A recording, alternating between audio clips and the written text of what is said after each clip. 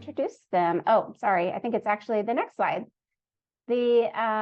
Heidi is joining us from PetSmart Charities. She's the Director of Pet Placement Initiatives and is somebody who worked with us closely on this project, and we're incredibly grateful to PetSmart Charities for it. And Amanda Foster is the Assistant Director of Implementation Analysis for the Human Animal Support Services Project. It's a mouthful. So pass it over to y'all, and thank you again, everybody, for joining us. We appreciate you. Awesome. Thank you so much. And yes, thank you everyone for joining. We have a lot of really cool stuff to share. But first, before we really dive into some of the findings, we wanted to give a broad overview of where we are just in terms of landscape. So we will just start off with what our national data is telling us, what it is and it isn't. And a lot of this is myth busting that we probably all do a lot. But the national data tells us there has not been a wave of pandemic puppy surrenders, right? So the pandemic hit, everybody adopted a dog or a cat, and then once everybody went back to work, all of those pets came back to the shelter. We have actually seen shelter intake remain steady. We've not hit the peak of where we were in 2019, so we're not at unprecedented levels. That said, shelters are full because our animals are staying longer in our care. So there's not more animals coming in, but there are still a lot of animals coming in and they're staying for a longer amount of time, which tells us that they're getting stuck in our system. And that's really what we're trying to dive into here. We know cats are winning and dogs are losing in sense of adoption rates and who's getting stuck in shelters. We know large dogs are getting stuck in shelters. Go cats for finally taking the win in terms of getting out and getting adopted. It's amazing and a testament to the work that you all do. And we also know, and we'll dig into this more, that shelters and rescues and our animal welfare landscape cannot meet the demand of pets that are going into U.S. households annually, which might surprise you. And hopefully this is just the start of shifting our thinking a little bit to how do we respond to that if we know there are more pets going in than there are actually pets in shelters. So we'll go to the next slide here and look at pet ownership and what we know today, that there are about 86.9 million households who have a pet. Most of those have a dog, some have cats. Of course, the total on the bar chart there on the left doesn't totally add up because a lot of households have multiple pets, more than one cat, more than one dog. We also know that families with children are more likely to have pets. Homeowners versus renters are more likely to have pets. I don't think that will surprise anybody here, given what we see around the rental market and landlord restrictions. And interestingly, the rate of pet ownership is highest among households that live in mobile homes at 61%. So again, just looking at the types of housing it's going into, we want to put this in here primarily because it sort of counters some of the thinking and the narratives that we hear around who wants pets and who doesn't want pets. So broadening our scope and thinking about everybody as a potential adopter is really helpful in opening up our options. And then going to the next slide, we really need to know who our market is and who our competition is if we're going to get competitive about pet placement, if we're going to look at foot traffic. So over time, we have seen Millennial and Gen Z start to become the plurality of pet owners. So Gen X is sort of falling away, boomers are falling away. And why is that important? It's important because the experiences and the process of adopting and the way that somebody acquires a pet needs to look different for a millennial or a Gen Zer than a Gen X or a boomer would want to see. We know that different generations have different expectations, so we should constantly be challenging ourselves to figure out how do we change our processes to meet the demand of our customers. And the table here is a compilation of data, but the bottom line here is that animal welfare organizations, or AWO here, is not the main source and not the first place that people are going. We'll dig into that more as well, but we're seeing a lot more peer-to-peer. We're seeing breeders and stores. So there's opportunity here when we know there's a market. We know people are acquiring pets. We know only 28 to 36% are actually coming to animal welfare orgs. So how do we help to close that gap? And this is what we're up against, right? We are up against some pretty sophisticated breeders and online programs that not only can you just go on and buy a puppy, you don't need to be approved, you're never denied. There's a concierge service where it's delivered directly to your door with a bed and with food and overnight. You can meet it virtually. You can do fully online meet and greets. It's fast, it's convenient, there's no question.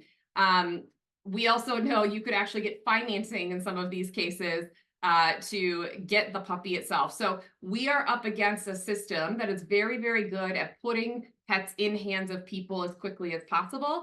So the longer that we're taking for that process to come in, the more we're expecting people to come to us or find us, the more we're losing out on the market that is right in front of people's faces.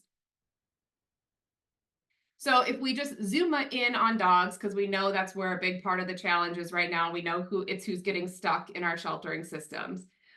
We estimate there's about 65 million owned dogs in the US. There's about 8 million dogs that are going into US households every year, but there's only about 3 million dogs in our shelters. So we can do the math. This should be pretty easy, right? We don't have enough dogs to meet the demand, even if we wanted to. So we know that we can do some things to close that gap. Let's just go ahead and figure out how we get the market going. But then we say, hold on. We know that you want animals. We know that you want a dog. We know that you want to come and be an adopter. But first, we are going to need to meet every single animal and human that is in your household before we will consider adopting to you. We also want to make sure that you do live in a mobile home or on a farm, because in that case, we will not adopt out to you. We also know that we don't adopt to students. So if you're in school, unfortunately, you are not eligible to bring a pet home. You would need to have no history of ordinance violations, losing or giving away or selling, or having animals killed by moving vehicles. So if tragically your pet was hit by a car by accident, you are no longer eligible. Our adoption fee is about $300. We accept cash only, so hopefully you have that on you. You also have to be over 21 or under 65, because if you're over 65, we don't know if you're going to outlive your pet, and we need that valid photo ID. These may or may not be things that we've actually seen on applications. Our shelter is open Tuesday to Thursday from 11 to 3. Come on by. We would love to see you. Convenient hours. No one has anything going on at that time of day. We are conveniently located about 30 miles off the interstate. You just follow the signs for the jail. We're the first left after the recycling center. Can't miss us. We are also pretty short-staffed. So come in, look around. There are hundreds of animals to choose from. So hopefully someone will stick out. And then finally, if you do find the pet, just give us 2 to 3 weeks so we can vaccinate, spay, neuter, and then we'll have the pet home with you. Right, so we know that these are all things that are considered barriers to adoption. We know that these are things that get in the way of people going home with pets. We're going to unpack some of this later, but the point is a lot of these things have been put in place over time, probably for very good reason, right? Maybe there was an ordinance that is directing these things, and now it's making sure that animals aren't getting out. Maybe the one time that something happened where we didn't meet every human and animal family member, something horrible happened. And what we have to remember in this process is, because we are what we call a safety net system, we are animal welfare, we're sheltering, we see a small percentage of animals that are in homes, right? 86.9 pets are in homes. At most, 6 million pets a year are coming through our shelter system. So by nature, we are seeing the worst cases of the worst. And so what we can't do is make those realities that we see of who comes to our door true for every other pet in the US who is happily housed, right? By nature, we are only seeing a small fraction of the pets who need us the most. So how do we make sure that we're going back, we're unpacking our barriers, and we're looking at how we make it just way easier and a no wrong door approach to adoption? And so with that, we really, when we talk about barriers, and I'd be interested for folks to put in the chat too, what is the definition of a barrier? How do you define it? Because the goal of this project that Amanda's going to walk us through is, how do we increase placement by eliminating internal barriers and creating an experience that adopters enjoy? So any guesses on what we would define as a barrier? see in the chat if we get anyone come in. Okay, spoiler alert, a barrier is anything the public thinks is a barrier. It's pretty easy. If your community feels like that makes it too hard, it's a barrier. So that's part of why we need to be getting out there and talking to folks and see what their expectations are and change the process to meet those expectations. Perfect. Yeah, tons of Really barriers good examples in the Yep. chat. Yeah. Some of our hot topics that you definitely see. Cool. So I'm going to walk us through a project that we did called Competitive Pet Placement Project. We did this, a little bit of background first. We did this project with 5 shelters across the United States. They were all from different states, different types of admission, different sizes, municipal, nonprofit. So we had a small set of shelters, but a pretty good spread of different types of shelters facing different types of challenges. And we started this with breaking down barriers. This project had a checklist that we started with that worked through a lot of the things that you all are talking about in the chat here around breed restrictions, walkthroughs, a lot of the stuff that Heidi talked about. And then we took it one step further, which is what I'm going to focus on today. And we did some customized implementation around, okay, here are the challenges that are happening with getting pets out of your shelter. How do we zoom in on this and look at some different ways to approach this? So I'm going to be talking about foot traffic today, and that's going to be like the main topic, but I'll also be walking through some of these other initiatives we did really quickly as well. So every single shelter that was a part of this project did implement foot traffic data tracking, which we'll talk about in depth. And then one or two of these other adoption focused programs to try to get at a new innovative way to get more pets out of their shelters and into homes.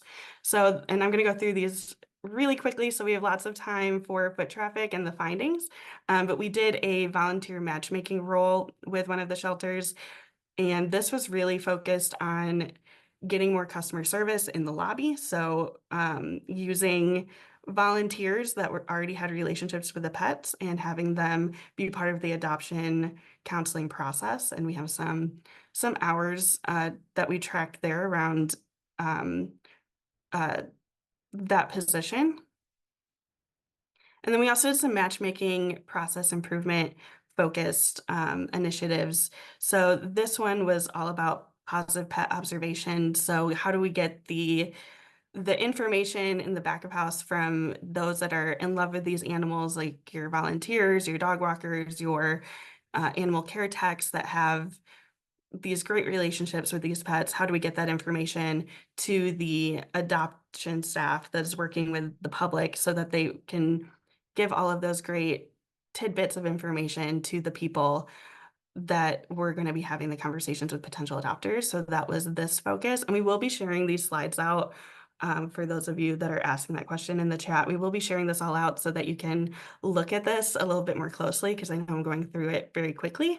But I did want to take some time to actually talk about it a little bit. And then another way that we went around addressing that same issue of making sure that we have information flowing from the people that are working with the pets to the people that are talking about the pets was using Asana. So this was actually inspired by Lifeline Animal Project that was already doing this at one of their locations.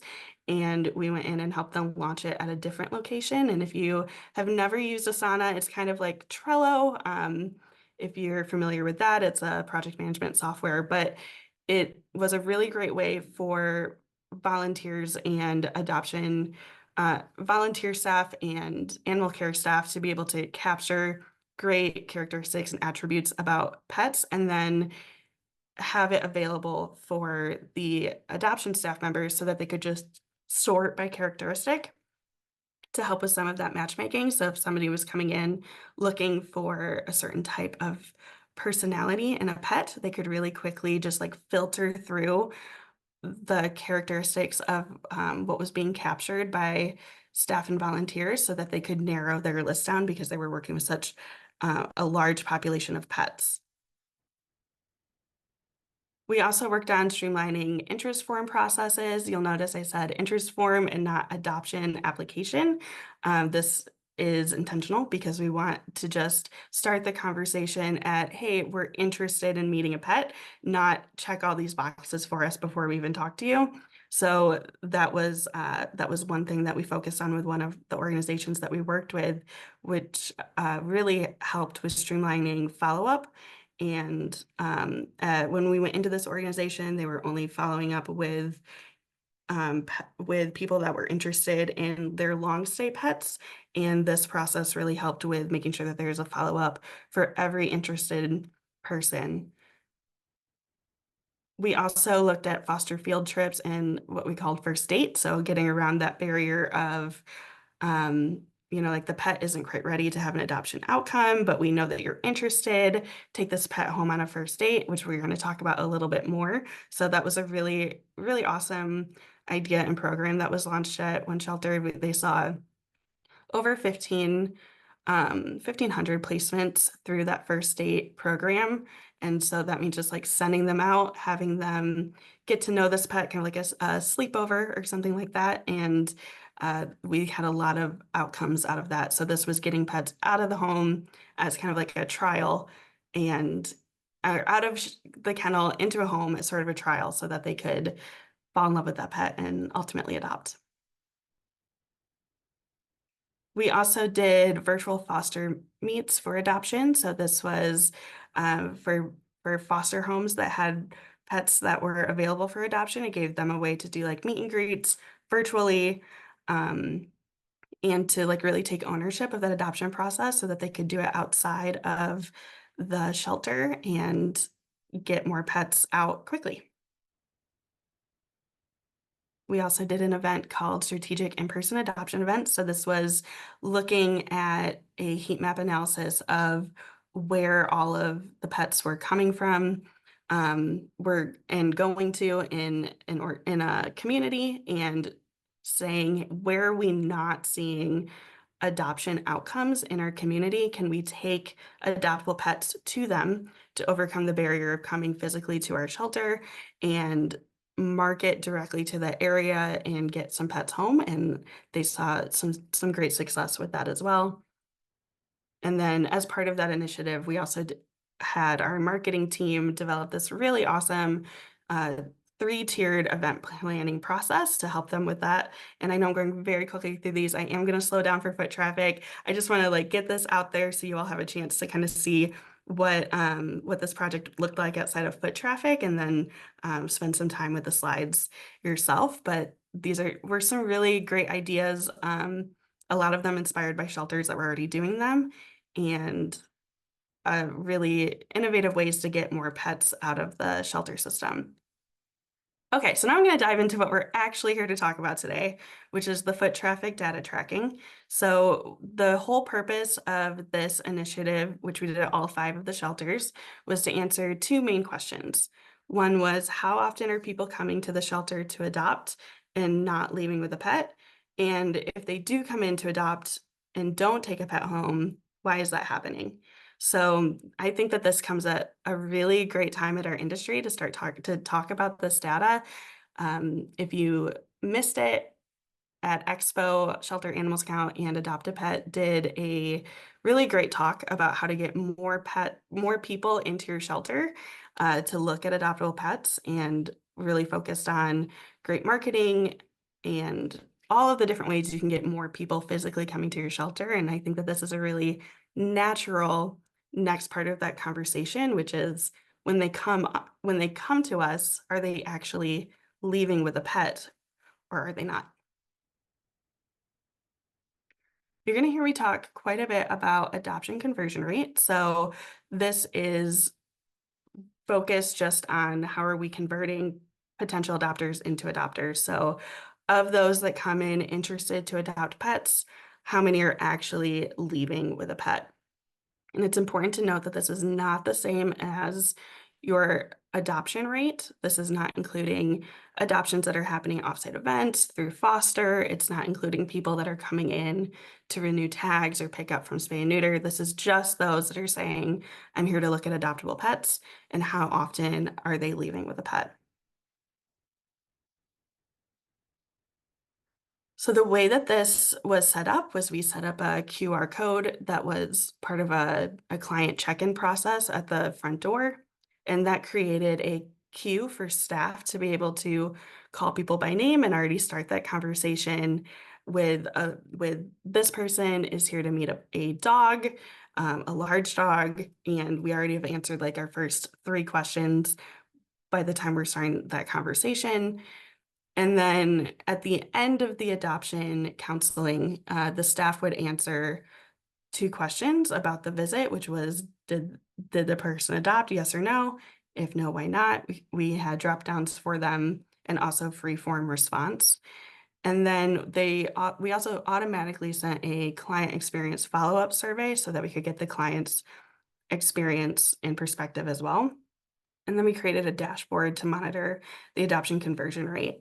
And every part of this was created through either a Waitwhile system that already existed because the shelter was already using Waitwhile, or more commonly using Google as a platform for this. And the purpose of using Google was just so that it could be completely free and accessible for anyone to be able to use. We do have resources created around all of this if you want to learn more and start something like this at your organization. And this is an example of the dashboard that was created. We were tracking, of course, the adoption conversion rate, but we were also able to get some other questions answered that were of interest to the organizations. We were able to look at busiest day of the week so that staffing decisions could be made around busiest foot traffic days, not just outcome days, how long people were waiting to actually talk to somebody versus their time in the process of adopting, how they heard about the shelter. And then we also looked at data entry completeness. And I just want to make a note about that before we get into the findings. We did not have 100% data entry from every shelter. And so that's just important to note that the results are only as good as the data going in, but there still gives us a really great preview into what's going on in these shelters. And I was just going to add to Amanda that, if folks are seeing the dashboard or some of these tools and are like, we don't know how we would implement that, or we have antiquated systems, don't underestimate the power of just using a hand counter and having somebody at the front when somebody walks in, and then count how many people came in, and then look at your outcomes and how many animals went out. So this is what you target and aim, but just tracking how many folks are walking through works just as well. That's a great point, Heidi. And also look at your volunteer base. There's likely somebody who's pretty good with spreadsheets in your volunteer base. We've seen that a lot. So if you do want to take it a step further, that's also an option. And we do have a toolkit that's made to kind of get started. And to answer that question, I know I'm breaking the rules by answering it in the chat, but there is an automatic, there's just a code written in the spreadsheet that sends a follow-up survey to the client after they leave, so that they can get that either by text or email, whatever they opt into. So let's dive into some of these findings. Before I do, I'd love for you all to put in the chat what you think was the conversion rate that we saw. So what percentage of potential adopters were actually leaving with a pet? I see 10%, 50%, 60, 15, 37. So we're all over the map. All of you are right at one point in time. So I'm going to share, on an average, we saw that 1 in 3 potential adopters took a pet home the same day. So for every 3 people that walked in, we saw 1 person actually successfully leaving with a pet. And these are people that took the time to come into our shelter instead of going through this concierge service approach that Heidi mentioned at the top of this presentation. These are they're not sitting on the couch on their phone while they're waiting for their DoorDash order. They're actually physically coming in to our shelter, and we're only seeing that 1 in 3 of them are leaving with a pet. But I said everyone was right because this really varied across shelters um, and over time. So we saw at the lowest, we saw an average of 8% of people were leaving with a pet, and at the highest, we saw 51%. So there was a lot of variability in there, but on average, it was 31. And so we wanted to know, what does that mean when we are talking about actual pets? So not just 1 in 3 people, but like, what does that look like for this short period of time where we're collecting data? How does that equate to pets? So if every person, we want to know what would happen if every single person had left with just 1 pet. So the 3769 number, that's how many pets actually left the same day when somebody came in to look at them. The 7239 in that yellow is how many more could have left. So it could have been as high as 11,000, and that's just for this little period of time at just a handful of shelters. So I put this in here just to look at the gap and the potential that's out there. Of course, I know that we don't live in a perfect world where every person may leave with 1 pet, but I liked that this kind of broke down what this means when we're talking about actual pet lives and getting into homes.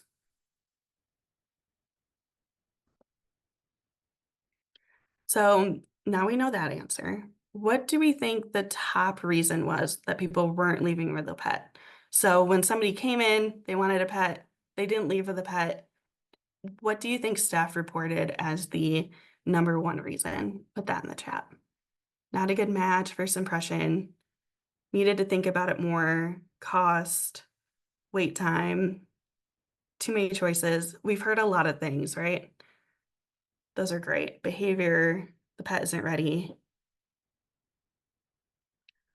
So the top reason for not leaving with a pet was the pet isn't ready to leave, which I did see in the chat. So great job to whoever did that. This is the top 7 reasons that were recorded by staff in order. I'm going to dive into each one of these individually. So the #1 reason that people weren't leaving with the pet was us. The pet wasn't ready to leave. We had put the pet on hold. They weren't available for adoption yet. They had some kind of like medical procedure that they were waiting for, maybe some kind of behavior screening, something like that. And I am going to talk about potential action to take for each of these 1 through 7 reasons why people weren't leaving with a pet. They are not comprehensive. There's a lot of ways to overcome these barriers, but just as a starting place for discussion, we would say for this one to assess your holds if you are seeing that that's happening. Can the pet be placed as a foster to adopt in the meantime and go home the same day? Is this a medical or behavioral roadblock that that an adopter could manage? Is this a pet that can leave today and go hang out at home until we can cross off that list of things that they need?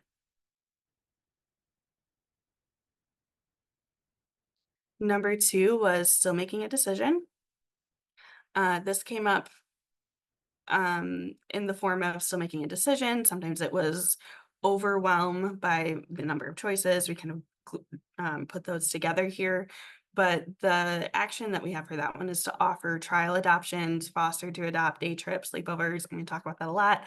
Get those pets out into homes while they're waiting and while they're still deciding. If someone's like, oh, I'm not sure yet, offer them the ability to trial first. I know that I wouldn't like buy a car without test driving it. I don't buy shoes without trying them on. I can even buy clothes and try them on before I actually pay for them. So Heidi, I saw that you unmuted there. No, yeah, I was just going to add too it's really about like anything that gets the pet out of the shelter is going to help move them. And there was just research that was put out by Dr. Lisa Gunther. If you haven't seen it, make sure to pull it up. But her data actually showed that dogs in particular that went out on a sleepover were 14 times more likely to be adopted than dogs who didn't go on a sleepover. And dogs that go on a field trip are 5 times more likely to be adopted than dogs who don't. Whether it's because they're seeing new people, we know more about them, people fall in love with them. So think about a no wrong door, whether it's trial adoptions through a foster to adopt, anything that gets the pet out the door, even for a day, people are helping you, and ultimately we are helping the pets move faster. And then also follow up the next day, whether they leave with a pet on a trial or not. Follow up with them the next day and say, hey, are you still interested in Fido that you were looking at while you were here? Have you thought about this anymore? Like, continue that conversation because you have their attention in that moment, and make sure that you're continuing to talk to them about how you can find the right match for them.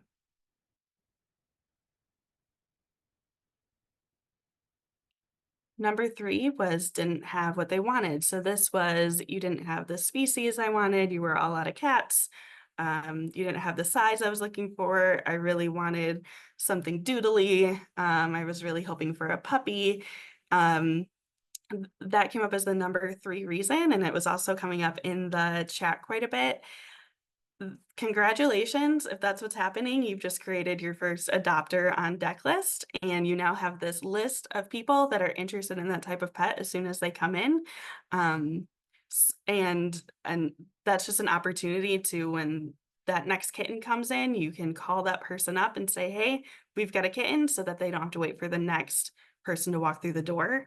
This is also a great opportunity, if you're getting this, to talk about the characteristics of what they're looking for. So are they interested in like a really playful pet, and that's why they're saying puppy? Are they interested in like, what are they looking for from like a characteristic point of view that you might be able to match make and have them meet some pets that might meet their criteria outside of breed and age. And then number 4 was other. I'd love to break this out a little bit more, and I think we will in the future. But for now, we grouped in things like wait times were too long, the process to adopt was too long, the pet that I wanted to meet was already adopted or sent to foster. We saw that the person just wasn't in the right location. This showed up quite a bit for organizations that had multiple locations, and they're moving pets across different shelters, and they're just moving so fast they don't have a chance to update it in the system, so it's not showing up on the website on time, and so somebody shows up in the wrong location. This is super actionable. And we also saw that the person was leaving without being spoken to, which I think could also kind of fit into wait times. Wait times was super interesting to us when we looked at these results.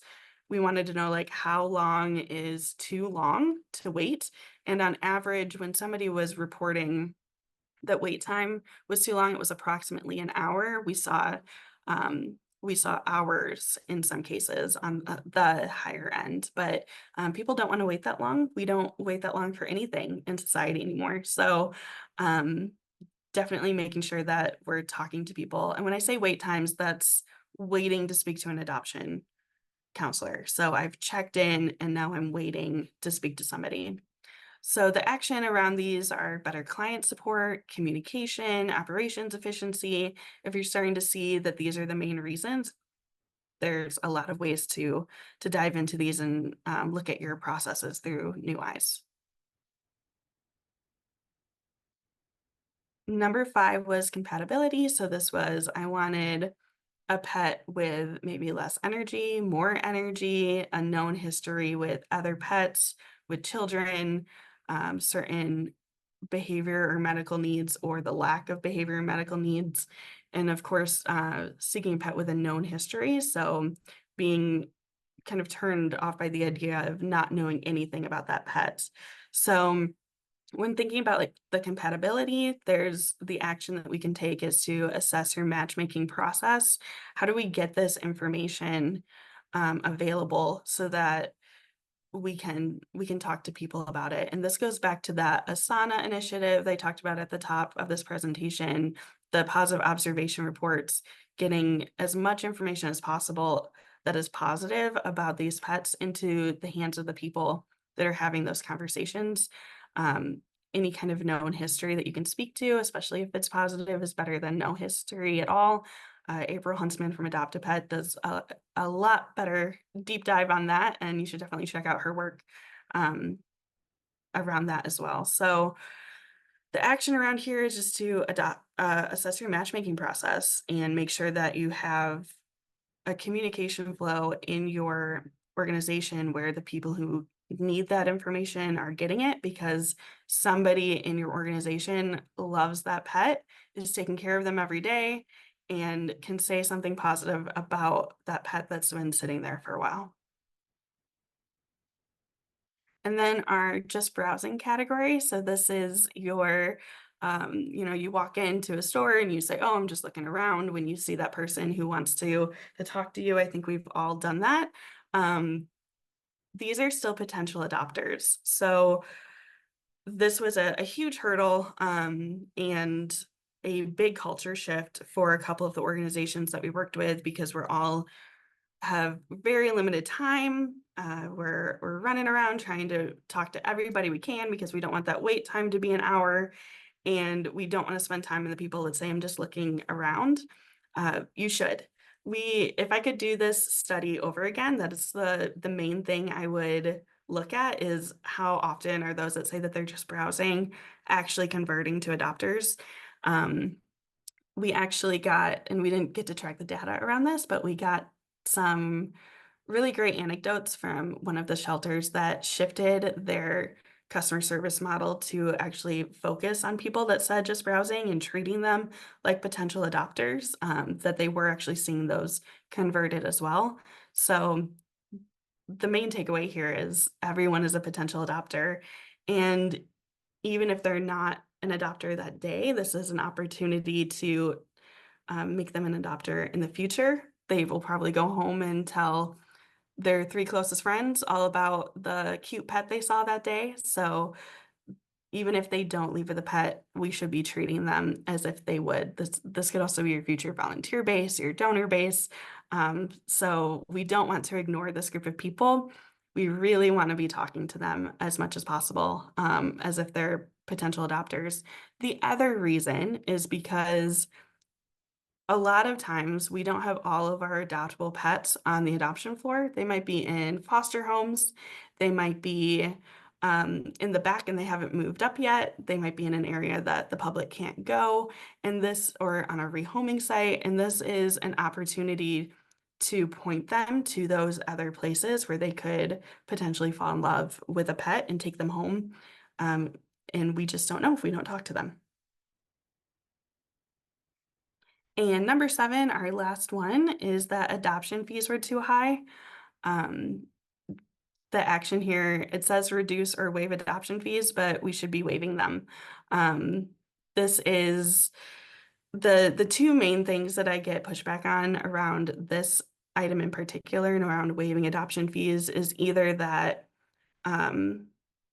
there's still a thought that if you don't pay for a pet, you won't care for the pet as much, and that's just out of date at this point. We know that there's not a correlation between how much somebody pays for a pet and how much they love them and how much they are willing and able to take care of that pet. The other, and Heidi, I saw that you unmuted, if you want to add to that. Okay. Go ahead. The other piece of this is I also hear that people don't want to waive adoption fees because they're still considering it a revenue stream. And I would just challenge anyone who is maybe listening to this to go back to your organization and crunch some numbers around your length of stay and your cost of care every day, because you were likely not making that money up through the adoption fee. You're probably actually increasing the cost, because if they're not leaving, you are holding that pet for longer, and every pet that could have left because that pet didn't leave. So that was staff reported. I'm going to quickly touch on the client reported reasons. And so this, just as a refresher, is for those who came in and left and didn't take a pet, they got that follow-up survey. This is a smaller sample size because you don't get as many surveys from clients as we do from staff having to fill it out. But do we think that those matched? Were clients saying the same thing as staff? Put it in the chat. No. I guess I probably wouldn't be talking about it if the answer was yes, right? We So didn't witness, yeah. yeah, there wouldn't be much to talk about here. So the answer is no. So these are the top reasons. I know we're running out of time, so I will just skip right ahead to where this is comparing. So we have our staff reported reasons on the left, the client reported reasons on the right, and they were off by a bit. And the most notable being that customer service experience was showing up in client reported, but not so much in staff reported. So we wanted to know, like, how often are these not matching up? We found that, and we've run the numbers again, if you've seen this presentation before and it said 50%, we've updated that and looked at more updated data, and it's even lower than we originally thought, where 43% had the same reason. So less than half the time when a staff person and a client both gave us a reason on why they didn't leave with a pet, they only matched 43% of the time. And the most common misalignment was that staff would say still deciding, while the client was saying that they were seeking a specific kind of pet. So this kind of points back to matchmaking, talking about characteristics of pets, and really getting a pet into a home. But it also points to the need to ask both sides of the conversation.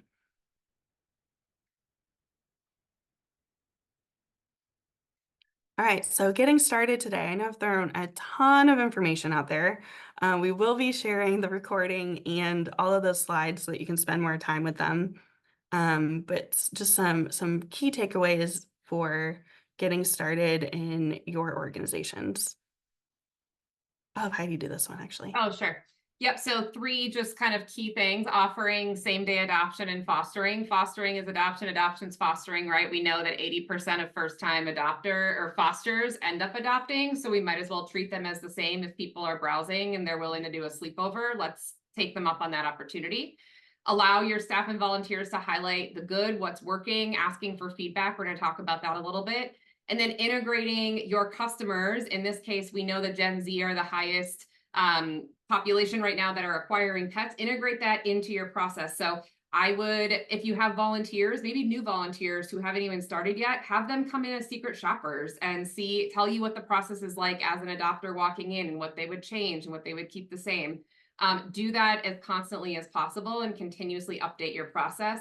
At least every 3 to 6 months, you should be looking to see, does this still make sense, and is this still working, and what is the data showing? And then also assessing your barriers to adoption. So we have this checklist and toolkit that you can definitely get started with to assess some of those more low-hanging fruit barriers to adoption that we talked about at the top of this presentation around your application or interest form, your matchmaking process, and marketing. That's a really good place to start, just to kind of like go through a checklist to see if you're seeing any of those common barriers in your organization. And asking for feedback. So this is something that I know can be kind of scary, but asking the public for feedback on your customer service experience and what you're offering to them. I know that this is scary. We are so used to having to address these scary things happening in the media and bad media coverage. And the last thing we want to do is say, give us more feedback. But we really need to, because this opens up so many doors. We can find trends in operational barriers to adoption. This gives us a chance to really build that list of interested adopters. If they came in to look at pets and they took the time to fill out that client experience survey, they were really interested, and we should be we should be keeping them in mind to make future connections.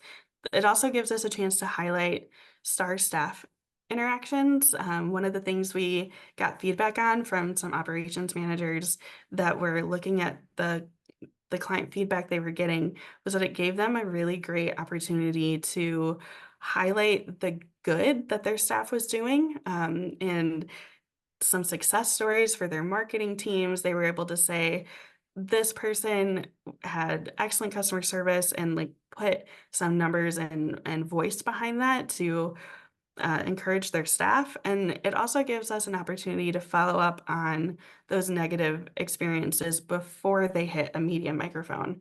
So if they're coming in and they're having a bad experience, it gives us an opportunity to talk to them beforehand and consider their feedback and how we can do better. And also make the most of the first visit. We saw that non-adopters, so those that came in wanting to adopt and didn't, came back at a later date during data collection only 17% of the time. And of those, 29% adopted. So only 17% of the time, we really need to make the most of that first interaction when they come in and try to get a pet in their home that day, because we might not get another chance. They might go someplace that is easier, and that could be online. There is a QR code here if you would like to scan that. I'll pause here for a second to read more on the case studies that we wrote up about these initiatives and to get access to some of those toolkits that were created, but we'll also share it out after this presentation. And if you're not yet sold that you should be tracking your adoption conversion rate and taking a look at the barriers in your process, these are some of the shelter takeaways from those that we worked with on how they took that information that they got through this process even further. Foot traffic was used. Foot traffic data at one of the organizations was used to advocate for and get approval for a new full-time position, which I'm sure we're all feeling the need and want for more staff right now. So being able to say, not just based on adoption outcomes, but people walking through the door and busy days, where do we need more staff and where are the gaps? We also saw that foot traffic was used to strategize team and volunteer scheduling, inspired new counseling role opportunities to reduce wait times. There was the opportunity for better external communication about what locations, what types of pets, like I talked about earlier, making sure that if somebody's taking the time to come meet a pet in our care, that they know where to go, especially if we have multiple locations. The queue system that was created for foot traffic. So that's people scanned a QR code, took a quick survey, and then staff could see who was waiting in line and in what order. That increased lobby efficiency and allowed for better customer service because people weren't just waiting in line for an hour. They were being met with, I already know your name, I already know what you're here for, here's how I can help you immediately. Looking at community data to strategize offsite adoption events like we talked about earlier, client experience surveys for opportunities for staff feedback and to connect more with clients, and more of the matchmaking data strategies. So that's the Asana, the positive pet observation reports, using that information to not only assist with the adoption counseling process, but also look at like creating pet bios, etc. So there's a lot of ways to use this information. And I just want to do a quick shout out to our participating shelters that worked with us on this study. This has been a big question. We don't have a standard for adoption conversion rate for those that are coming in wanting to adopt, how often that's happening. So they help to answer that question for us all and to get that conversation going. So a shout out to these awesome organizations leading the way on that.